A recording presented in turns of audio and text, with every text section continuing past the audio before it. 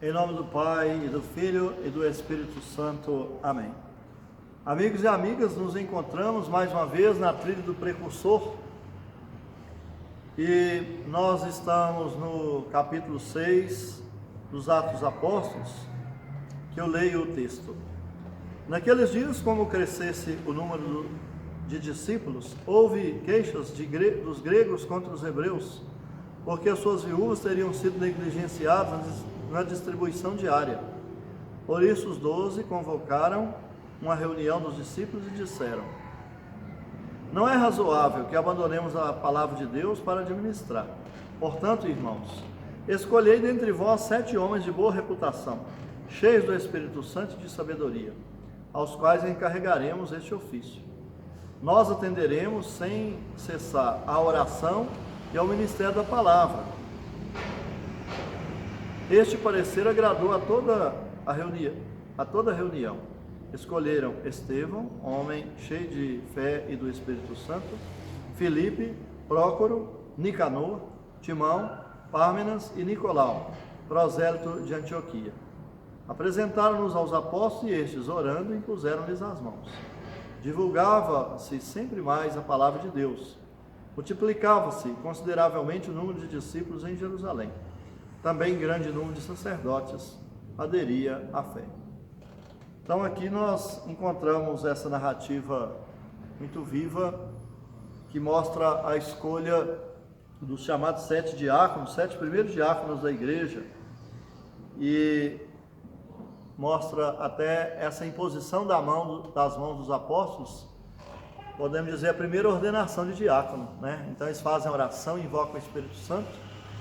E é interessante porque quando a igreja percebe os problemas, logo ela quer se orientar com relação a minimizar esses problemas, né? Então, tentar aqui, a dificuldade os discípulos têm que fazer tudo, tem que fazer oração, tem que cuidar do ministério da palavra todo, os encontros da comunidade e ao mesmo tempo dar assistência de caridade, de alimentação para os órfãos e viúvas, especialmente, que era a categoria, digamos assim, mais vulnerável dessa época dos discípulos. Então eles têm aquela intuição: nós não damos conta mais desse trabalho, precisamos de ajuda, né? Aqui a gente entra em muitas coisas de pensar, né? Quantas vezes a própria igreja cresceu porque reconheceu em determinado momento que precisava de novas possibilidades para anunciar melhor o Evangelho, porque o interesse, em primeiro lugar, é esse: anunciar o Evangelho, né? Não é por outra coisa, não é para os discípulos ficarem descansados. Eu gosto sempre de dizer, até mesmo nesse tempo de pandemia, que o nosso ofício de padre, de uma certa maneira, é reduzido, mas a gente tem uma alegria do nosso serviço. Atualmente, por exemplo, o sentido forte que a gente tem dado à oração. Então a gente não fica sem a nossa missão evangelizadora, né? Mas eu gosto sempre de dizer, por exemplo, que nenhuma pessoa precisa ou vai abandonar a igreja, porque na igreja eu não encontro nada para fazer. Não existe isso na igreja católica, né? Então você pode encontrar um acúmulo grande de trabalho e talvez se sentir meio perdido o que é prioritário. Hoje nós estamos numa sociedade que nós ainda não conseguimos distinguir o que seja prioritário. De novo, a pandemia nos faz a pensar assim: o que eu tenho que priorizar na minha vida? Muitas vezes corro atrás de tanta coisa no decorrer do dia. O que é prioritário realmente, né? Então eu acho que a gente precisa discernir mesmo, e aí é com a luz de Deus, com a proteção dele. Mas aí então voltamos: a escolha dos diáconos foi rezada, foram apresentados nomes, né? E aí chegaram à conclusão que precisava de 7. O 7 nós lembramos que na Bíblia é sempre muito simbólico, é o sinal da perfeição. Então naquele momento, aqueles 7 escolhidos, feita a oração, empossados para aquela missão, para aquele serviço que com certeza fez a igreja expandir. E começa o texto falando que a igreja cresceu, imaginem. Depois, no último texto nosso, no capítulo 5, os discípulos sendo reprimidos e tal, Gamaliel faz uma distinção, se é de Deus, não adianta brigar com Deus, e a igreja cresce, com todas as dificuldades que tem no momento, e agora esse crescimento ainda é mais visível com a escolha dos diáconos, não para descansar os discípulos, mas para os discípulos fazerem com mais qualidade, melhor o trabalho que eles fazem.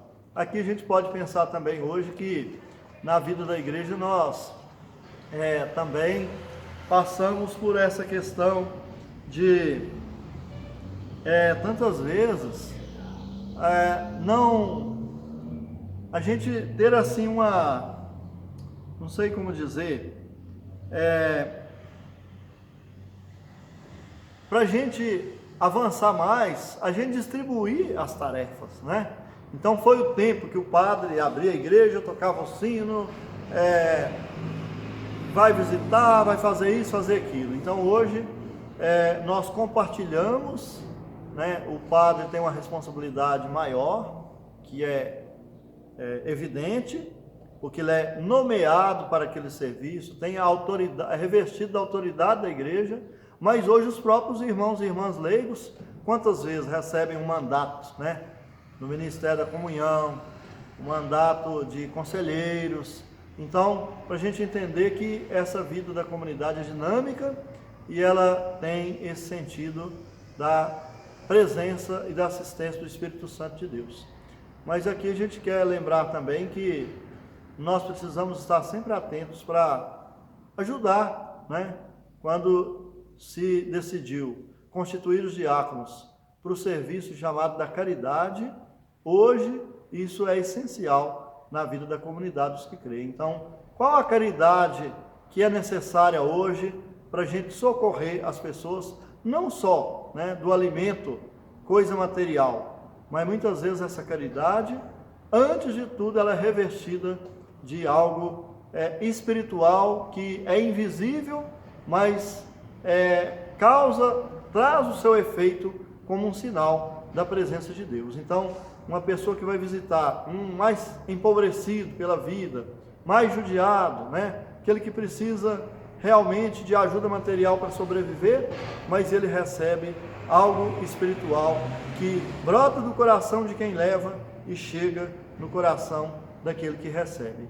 Então, que nós possamos aprender dessa eleição dos diáconos, também fazer as definições e decisões com a luz do Espírito Santo na vida da igreja de hoje, para o crescimento espiritual de todos e assim a gente reconhecer a proteção, a força do Espírito Santo que nos acompanha.